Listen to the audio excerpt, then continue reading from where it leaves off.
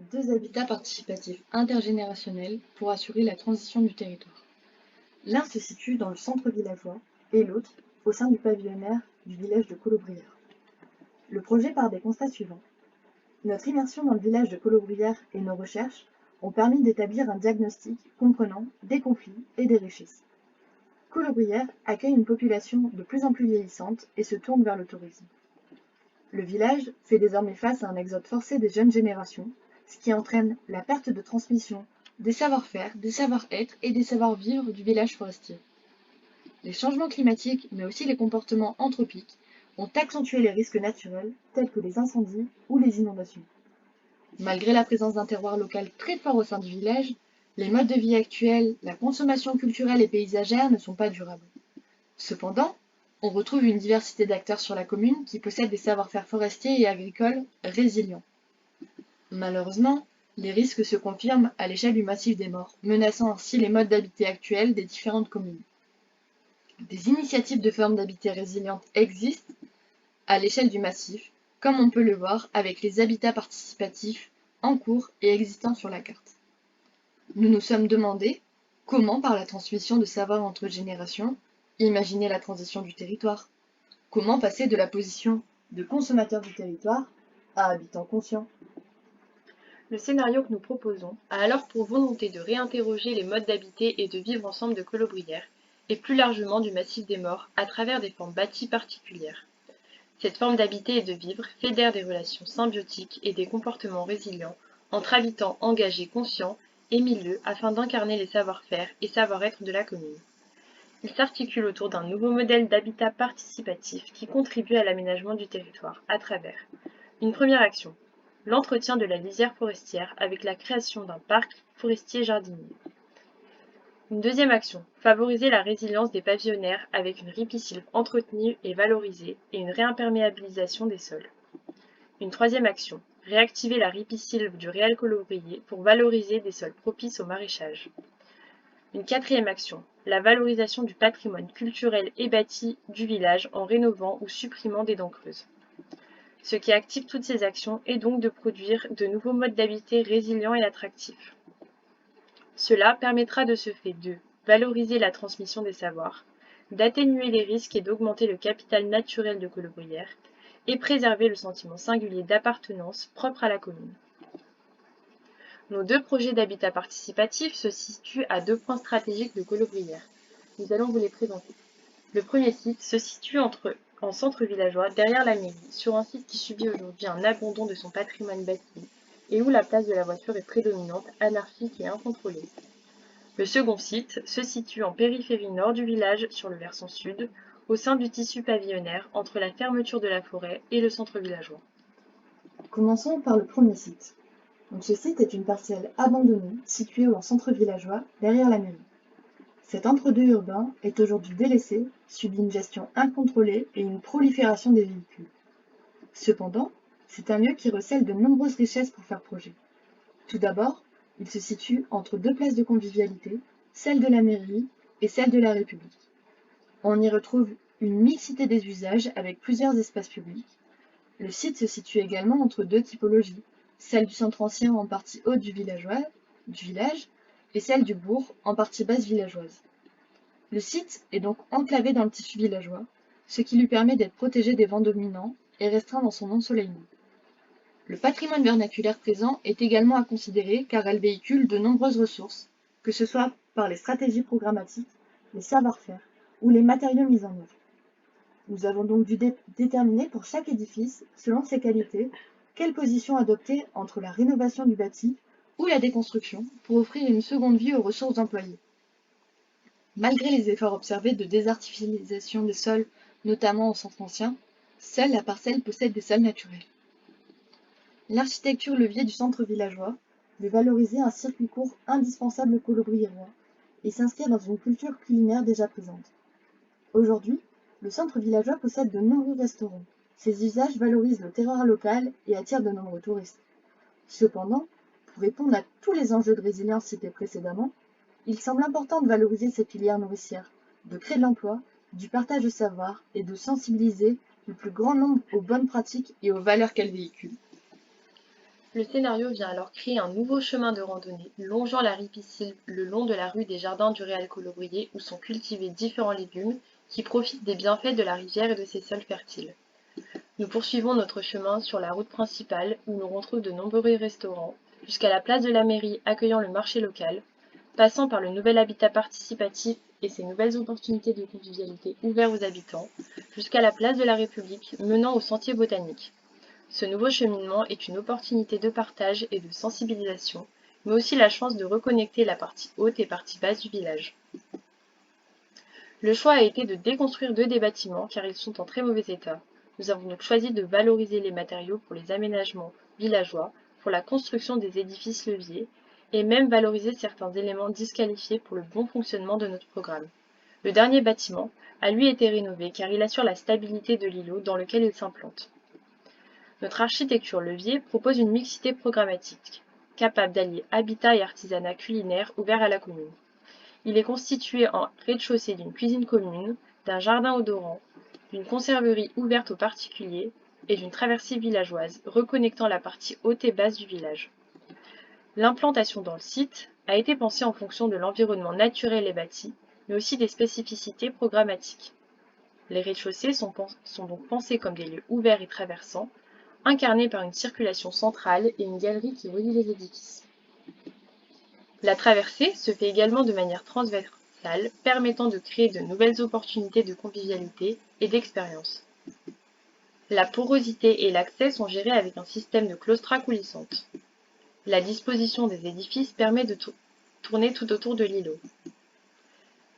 Ces différents flux permettent alors de nouveaux horizons pour les rez-de-chaussée des édifices avoisinants. On peut imaginer l'arrivée de nouveaux services comme des restaurants et la création de placettes. Un travail sur l'aménagement villageois a été réalisé. Un travail de désimperméabilisation a été réalisé. Tout d'abord, la création de noues afin de ralentir l'écoulement des eaux et favoriser son infiltration. Elles viennent créer un seuil entre l'espace public et privé, viennent jouer un rôle rafraîchissant l'été par évapotranspiration et sont un réel atout dans le paysage villageois.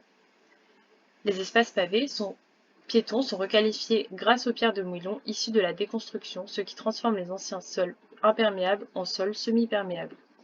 Aux étages, nous retrouvons dans le premier et dernier bâtiment des nouveaux logements. Ils accueillent des profils variés, les logements sont de typologies différentes et sont modulables selon les besoins des habitants. C'est-à-dire qu'une chambre peut être partagée à un logement pour loger une nouvelle personne. La serre s'élève sur 3 niveaux. Au dernier étage se trouve un séchoir. Nos édifices développent des principes bioclimatiques qui s'incarnent à travers des dispositifs architecturaux qui ont une approche symbiotique au travers 4 réflexions majeures. La première liée aux apports solaires, la seconde aux eaux de pluie et résiduelles, la troisième liée à l'air et la dernière aux énergies. Il y a donc des dispositifs qui permettent de se protéger de la lumière et des apports solaires, comme la seconde peau avec un dispositif de volet en claire-voie, la végétation qui filtre ou encore la galerie. Ou de capter les apports solaires comme avec la serre et son séchoir, ce qui permet de transformer le rayonnement en effet de serre. Cela se développe aussi au travers de la gestion des eaux et du recyclage de ces eaux de pluie, comme des eaux noires. L'eau de pluie peut être captée naturellement au travers le mur biodiversitaire ou le jardin de percolation, ou soit collectée pour l'usage domestique. Les eaux noires, notamment l'urine, sont réintroduites comme fertilisants dans le système de goutte à goutte de bioponie de la serre. La ventilation transversale est favorisée. De plus, le jardin odorant va diffuser de l'air floral, l'air vissé de la conserverie bénéficie aux cultures de la serre. Finissons avec les énergies. Les perditions de chaleur des rez-de-chaussée serviront de chaleur fatale pour les étages supérieurs. L'effet de serre va générer un apport thermique collecté et diffusé à l'aide d'une pompe à chaleur. Cette énergie profite aux habitations, mais peut également bénéficier pour la mairie de Colobrières. Les matériaux utilisés sont principalement issus du territoire et des ressources locales. En effet, on peut distinguer deux sources de matériaux. Ceux issus de la déconstruction des bâtiments vacants, comme les tuiles, les briques ou même les déchets comme le béton concassé et la brique pilée, qui viennent être réintroduits dans le système de la serre ou des sols. Il y a l'utilisation de ressources locales résilientes, telles que le cèdre pour la structure primaire, le châtaignier pour les claustras et le bardage bois, la paille de lavande et la laine de bois en isolation. Les édifices viennent jouer avec nos sens. de manière olfactive grâce au jardin odorant, mais aussi visuelle et auditive, avec la réinsertion d'une nouvelle biodiversité au sein du village. Le bâtiment vit et se transforme au gré des saisons et de la journée, créant une multitude d'ambiances, de jour comme de nuit. Notre seconde architecture levier se situe sur le versant sud, au nord de la commune. Le tissu pavillonnaire nous a particulièrement interrogés. En effet, il résulte d'une vision idéalisée des années 80, qui subsiste encore aujourd'hui. Ce mode d'habitat individuel n'est pas pérenne et est l'un des modes d'habiter le plus consommateur. Il détériore à la fois l'environnement et la culture locale, créant de multiples conséquences. Le site est une ancienne parcelle agricole en friche. Le passé paysager, les usages et le foncier agricole ont servi de matrice pour déterminer le découpage des parcelles pavillonnaires. Aujourd'hui, ce territoire subit une forte spéculation foncière qui détériore la richesse des sols. On observe aussi une limite entre le village et le tissu pavillonnaire. Le pavillonnaire semble déconnecté du reste du village. Il possède des interfaces à risque, notamment la lisière forestière et la fermeture du paysage à proximité des maisons. Il n'y a pas de centralité, de lieu de rassemblement, de partage ou de convivialité au sein des lotissements. L'architecture levier s'inscrit dans une démarche paysagère qui est déjà commencée le long de la rive piscique du ruisseau temporaire. Le terrain du projet est aujourd'hui une parcelle qui subit une forte spéculation foncière qui continue d'accentuer les risques. Le site est encore préservé, la morphologie paysagère le protège des vents dominants et possède une très bonne exposition car on se situe sur le versant sud. Son implantation dans la topographie permet des relations avec le grand paysage, notamment des percées visuelles sur l'église Saint-Pons et le village. On peut imaginer de nouveaux cheminements le long de la ripisylve, traversant les jardins partagés du réel Colobrier, le parc de Terre-Rousse, l'arboretum, le verger des enfants, l'écolotissement participatif et de nouveaux espaces de culture agroforestière au sein du pavillonnaire, jusqu'au parc de la Lisière. L'écolotissement est implanté tout au nord de manière longitudinale par rapport à la limite construite du mur de soutènement. On retrouve ainsi une bande servante au nord permettant l'accès des véhicules d'une part, et une seconde bande servante avec le chemin rural permettant d'accéder au logement. Au sud se développe un vaste espace naturel avec les bassins de filtration, des cultures comme le verger et le jardin de maraîchage, et un chemin qui se relie au sentier de randonnée le long du ruisseau. On retrouve ici encore une mixité programmatique avec des lieux de rencontre et de partage ouverts aux pavillonnaires en rez-de-chaussée et des logements en R+1.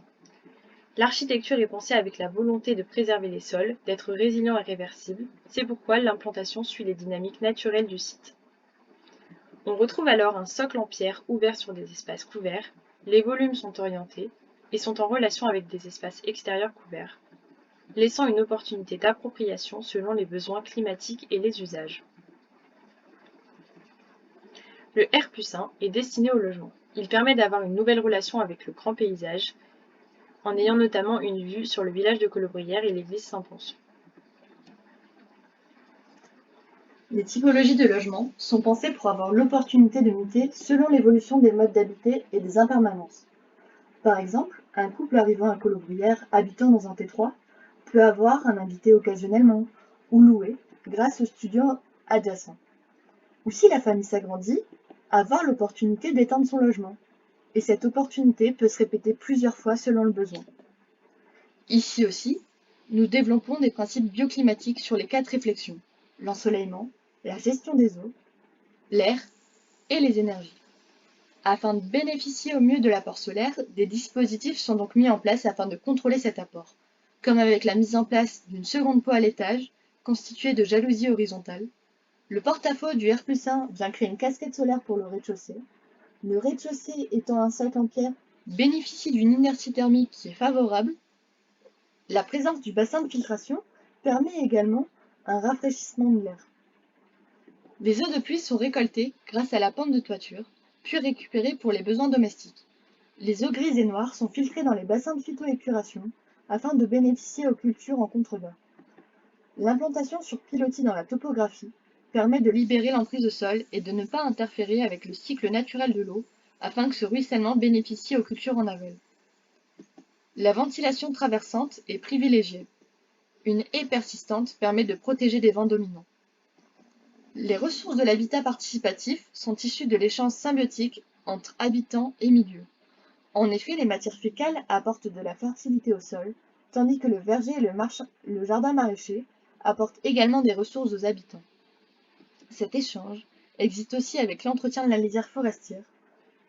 En effet, les habitants entretiennent la lisière jardinière, ce qui réduit le risque incendie, mais apporte aussi de nouvelles ressources, comme de la paille de lavande pour l'isolation ou du bois de chauffage.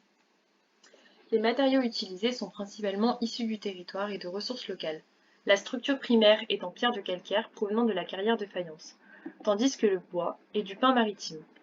Les éléments secondaires comme les jalousies et la toiture sont en châtaignier. L'isolation en caisson de paille de lavande et laine de bois.